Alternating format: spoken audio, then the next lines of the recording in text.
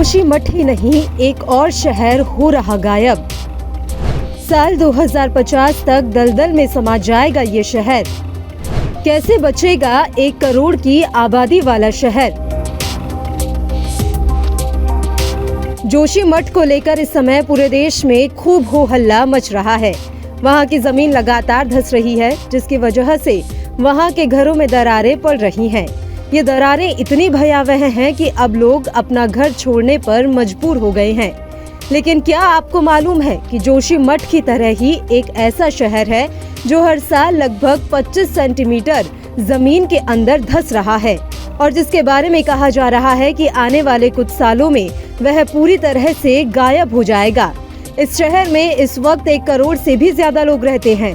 वैज्ञानिकों का अनुमान है कि साल 2050 तक यह शहर पूरी तरह से दलदल में समा जाएगा और उसके बाद समुद्र उसे अपनी आगोश में ले लेगा।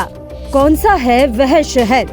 दरअसल जिस शहर की हम बात कर रहे हैं वह इंडोनेशिया की राजधानी जकार्ता है, जहां लगभग 1 करोड़ लोग रहते हैं। वैज्ञानिकों का मानना है कि जकार्ता हर साल 25 सेंटीमीटर जमीन में धंस रहा है। दरअसल यह पूरा शहर ही दलदली जमीन पर बसा है और अब यह उसी दलदल में धंस रहा है। 95% शहर हो जाएगा तबाह। साल 2050 तक 95% शहर डूब जाएगा, ऐसा वैज्ञानिकों का मानना है। और इसी डर की वजह से इस शहर से लगातार लोग पलायन करके दूसरे शहरों में बसते जा रहे हैं। इस शहर के नीचे से ही लगभग 13 नदियां निकलती हैं।